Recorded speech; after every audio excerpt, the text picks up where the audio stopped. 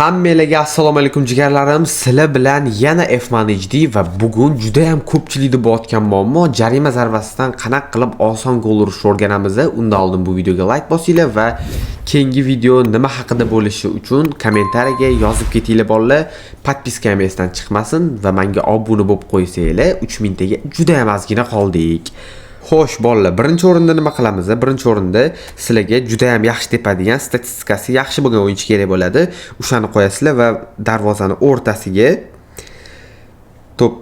darvozani o'rtasiga strelkani to'g'rilaysizlar va sal teparoqga qilasizlar-da, o'ng qo'linglar bilan o'ng tarafga ekranni surasizlar.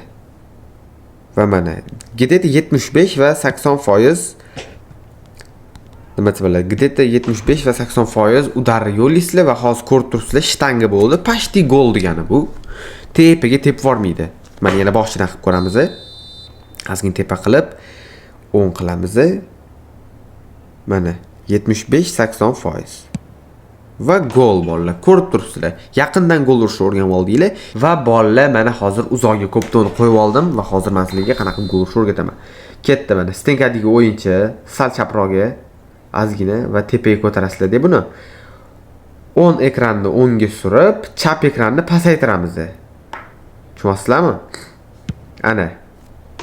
Chap ekranni pasaytirsanglar, udaringlarni pastroq qilib beradi va sizlar bemalol 100% tepishingiz mumkin. Zarba kuchini 100% tepishingiz mumkin. Mana yaqindan ko'rsatib beraman bu yoq tarafdan, lekin chap oyoqdagi o'yinchi bilan. Va mana tepaga qilamiz. Ozgina strelkani o'ngga qilib bizaga 55-60% yetadi. Ko'rib turibsizlar golni. Endi sal uzoqlashamiz va ketdi. Mana shu joydan gol urishga harakat qilamiz. Teparoq. Sal pastroqga, mayli pastroq. Iloji boricha pastroq qilsanglar ham bo'ladi. Ketdi. 100% ga olib borasizlar va hozir golni ko'rasizlar. Shedevr gol. Ko'ryapsizlarmi? Mana shunaqa tepish kerak bolalar. Unaqa mana strelkani tepa pas qilganingizda juda katta rol o'ynaydi. Mana sal pastroq qilasizlar-da, bemalol. Ko'ptoni mana aylantirasizlar. 100% qilasizlar mana. Udar kuchini 100% qilasizlar va qarabsizlarki, bemalol gol urib olasizlar.